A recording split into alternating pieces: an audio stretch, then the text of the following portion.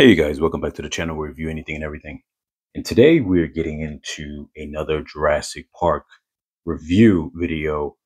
We haven't gotten into one of these in a little while. So this dinosaur here is Majungasaurus. But before I dive into this figure here, I want to point out something with a previous figure because this is going to set the basis for, and I did a review on this dinosaur already. This is going to set the basis for a lot of the other reviews that come after this. And what it is that I wanted to point out, let me just push this back here really quick, is so I originally pointed out that the details in when they came out with the Carnotaurus for the Hammond Collection one was very detailed. Body shaping had a very deep slope, very similar to this figure, whatever the case is. And that was set a new bar in terms of detail, but at the same time, that was the Hammond Collection. So that's a different story. You expect that level of detail to be at the Hammond Collection level. The fact that they carried that down immediately to the baseline for this figure here, which I reviewed back on the channel, its name, I know it's going to be hard for me to pronounce, Equixinatosaurus. Equixinatosaurus. I'm just going to call it Baby Carnotaurus for the rest of the video. This had set the bar where you had the teeth here were the rubber, soft rubber teeth. The size of them was a lot smaller, like a better ratio for the dinosaur size, a better scale.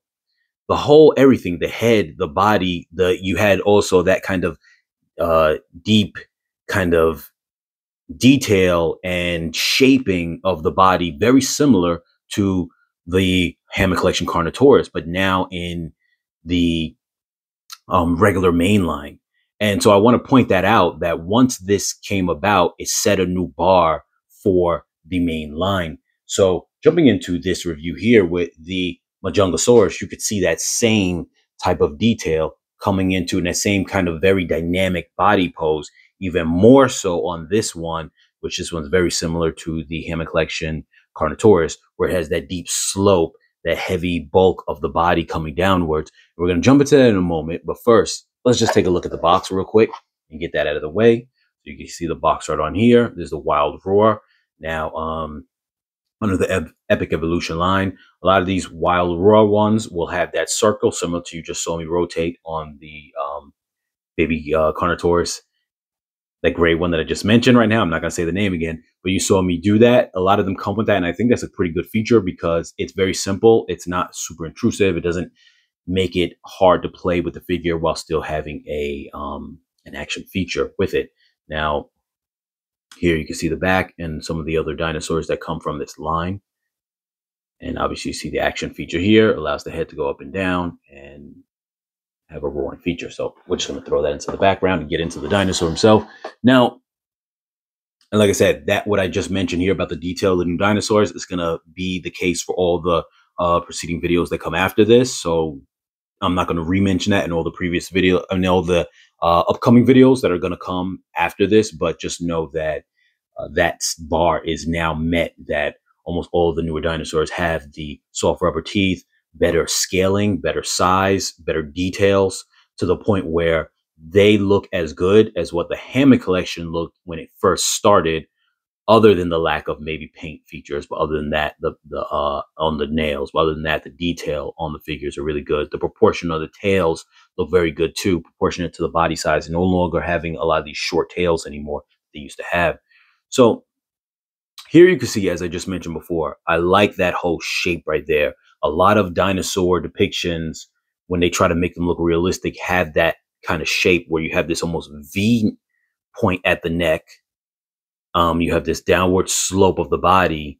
You have this sense of where the arms, you could see here, the arms underneath the skin, you see the layering there, and then you see the kind of belly underneath that, and the framing of the belly where the ribs would be. They give it that very fat aspect to it. Like this is a dinosaur that would eat a lot of food and has this kind of fat lumbering belly, and it just sits there and it protrudes with a roundness to it. Like I said, a lot of dinosaurs are showing this now. the one that I just showed, but also the Carnotaurus, the Hammer Collection Carnotaurus had that. So I'm liking that they show that kind of detail, and that really, like I said, that V shape really gives you that sense of realism for the dinosaur, with the hip that goes up higher than where the base of the neck would be, because it gives you a very good sense of how the weight would be distributed. Here you also have this very nice long tail in proportion to the figure, which in the past, a lot of the tails would be very short. But I think also because this figure is not a large figure, it's easier to have a longer tail. But even then, sometimes they had smaller figures and didn't have tails that fit the proportion of it. So that I like. So if I'm not mistaken, Majungasaurus, I could be wrong. Someone could correct me if I'm wrong in the comments, but I believe that there was a dinosaur series that showed a Majungasaurus that had a flap underneath the chin. I'm not too sure. And I think in that kind of moment, like, the Majungasaurus got a little bit of popularity. I haven't seen the show yet, and I just kind of started watching it just to get an idea of the dinosaurs that are in it. So I can't tell you when this appears or anything like that. The inside of the mouth is very detailed. The teeth, the proportion on them is very nice, very accurate. They're not oversized. The eye detail looks nice. I'm just really a fan of this figure. I think this dinosaur looks very nice. The way they did it, the details, the coloring, everything. Little tiny hands. After looking him up, I believe, if I'm not mistaken, it did say he was within the family of the Carnotaurus. And for the most part, if you see these kind of little hands, that's a giveaway of which family they're in. So you can see the action there.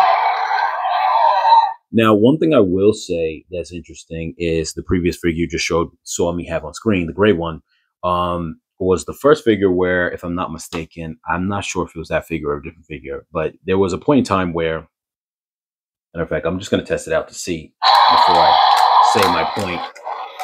Okay, so it wasn't that figure, but there was a figure that had that same feature, and the rotating part, the wheel, would kind of only go halfway, and then you'd have to go in the other direction before it had a very funny sense to the way it would roll. Like, it didn't want to keep going just full circle.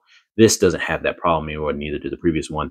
But yes, I'm just a really big fan of that body shape. And I want to bring the other one back in just to kind of say, like, you see just those details on the way the dinosaurs look. Just a little quick comparison, and just show that it's very interesting and nice at where they're taking these dinosaurs now in terms of just the detail. I just think it's amazing. I think it's right there with, like I said, old Hammond collection, and almost even rivaling, aside for the articulation and the nail painting, I feel like it even rivals that of, which is my favorite in terms of just body sculpt and detail, the Carnotaurus. It really is rivaling that point.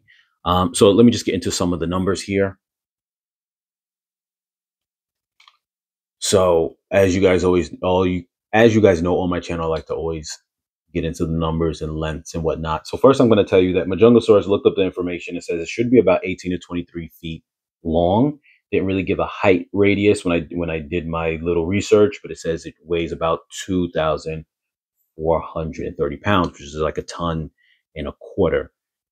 He is length here in front of me at about 12 inches, about 12 and a half inches long, and about 5 inches high between the top of the back of the neck and the hips, are about equal in height. So about 5 inches tall. So I'm going to do my little conversion for the scale purposes, as I always say, to give it a sense of scale in line with the 3 3/4 inch. So at 12 and a half inches,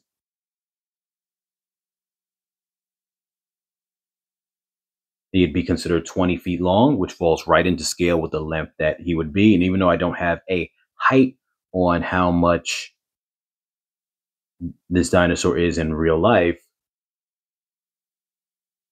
we have him at 8 feet tall. So it definitely, I like when you break down these scales and you look at the size of the dinosaurs, you really get a sense of, okay, even though next to the human, he might not look, I'm sorry, I'm twisting my words, might not look like he dwarfs, say, Owen in size, but at the same time, you really do have to understand that,